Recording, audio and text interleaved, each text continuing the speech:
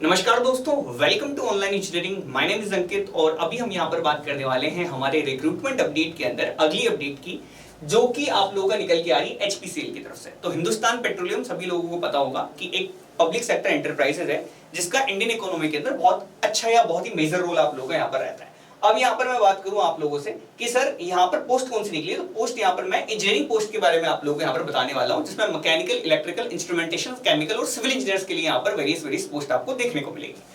अब बात करें कि इसके जो ऑनलाइन एप्लीकेशन फॉर्म है ये आप लोगों को यहाँ पर स्टार्ट हो जाएंगे 18 अगस्त से, यानी कि आप लोग यहाँ पर बात करें तो आज से ये फॉर्म आप लोग यहाँ पर फिलअप कर सकते हैं।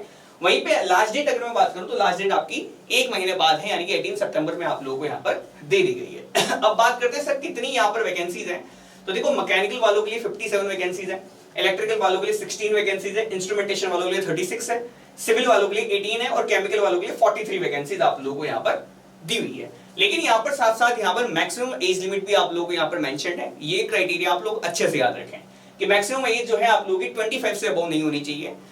अगर यदि इसके अलावा आपकी 25 से ज्यादा है तो आपको एज रिलैक्सेशन का अगर फायदा मिल रहा है तो आप लोग इस पर्टिकुलर फॉर्म को फिलअप कर पाएंगे, अदरवाइज आप लोग फिल नहीं कर पाएंगे। इसके अलावा इन्होंने यहाँ पर एसेंशियल क्वालिफिकेशन में आप लोगों से सिर्फ और सिर्फ डिग्री मांगी गई है और यहाँ पर किसी तरह का एक्सपीरियंस आप लोगों को यहाँ पर नहीं मांगा गया है। साथ के साथ ही ये जो पीएसयू है इसका पर्टिकुलर एग्जाम आप लोगों को यहाँ पर देखने को मिलेगा, गेट के थ्रू ये रिक्रूटमेंट आपका नहीं लेंगे।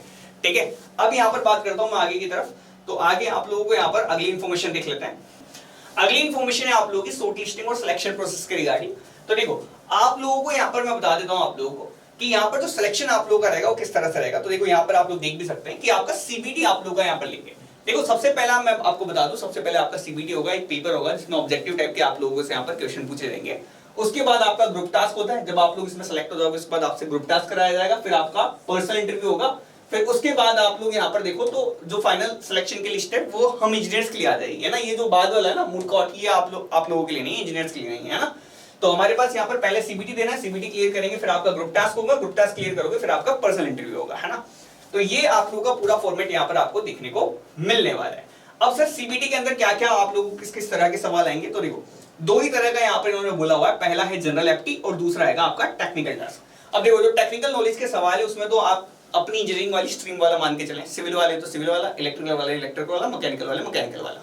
इसके अलावा यहाँ पर अगर मैं जनरल एप्टीट्यूड के अंदर बात करूं तो जनरल एप्टीट्यूड में यहाँ पर आपको अंग्रेजी पूछी जाएगी, इंग्लिश भी आएगी, एप्टीट्यूड आ जाएगा, साथ के साथ ही थोड़ी बहुत मैथमेटिक्स पूछ लेगा आप लोगों से, यहाँ पर साथ साथ रीजनिंग के बारे में आप लोगों से यहाँ पर पूछ लेगा। तो रीजनिंग आएगी, आप लोगों की मैथ्स आएगी, बेसिक मैथ्स या फिर मैं एप्टीट्यूड जिसको बोल देता हूँ, और साथ के साथ ही आप लोग यहाँ पर बात करें तो इंग्लिश लैंग्वेज के आप लोगों से यहाँ पर सवाल पूछे जाएंगे। इसके अलावा यहाँ पर मैं आगे की तरफ आपको अगली इन्फॉर्मेशन की तरफ बढ़ते हैं। तो अगली है कि सर यहाँ पर आप लोगों का पैकेज क्या रहने वाला है। तो पैकेज जो आप लोगों को यहाँ पर देखने को मिलेगा, तो सीटीसी जो आप लोगों का बनेगा ना वो बनेगा आपका 16.98 लाख, है ना अप्रोक्स। तो हमारी जो स्केल है वो पे स्केल लगभग इतनी रहती है 50,000 से लेकर 1,60,000 की आप लोगों को पे स्केल देखने को मिलेगी इंजीनियर्स वाली।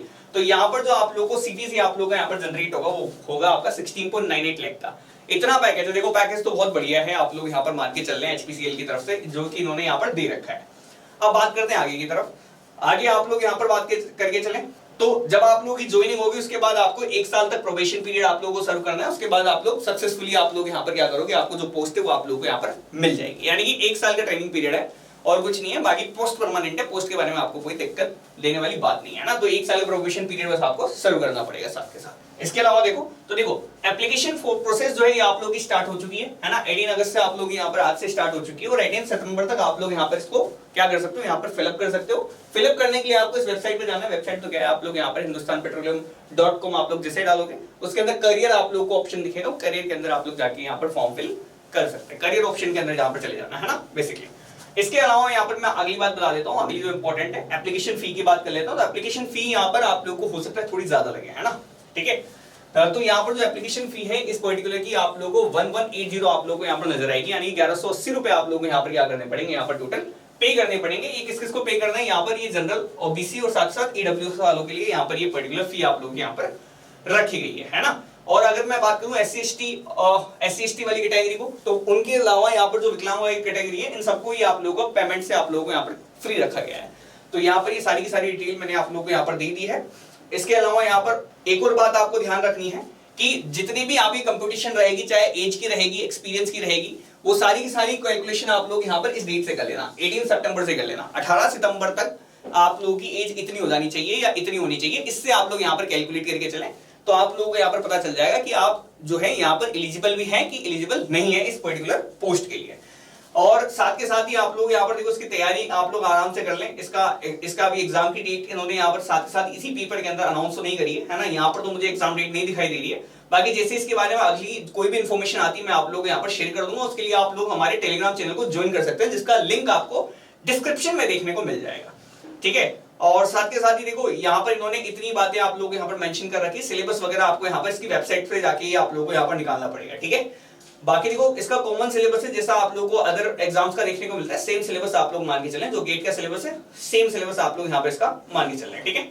चलो फिलहाल देखो इसके अंदर तो यहाँ पर आपसे यही कह रखा है, और तो कुछ यहाँ पर इसने कोई बात यहाँ पर बोली नहीं है जो आप लोगों को यहाँ पर काम करने लायक है।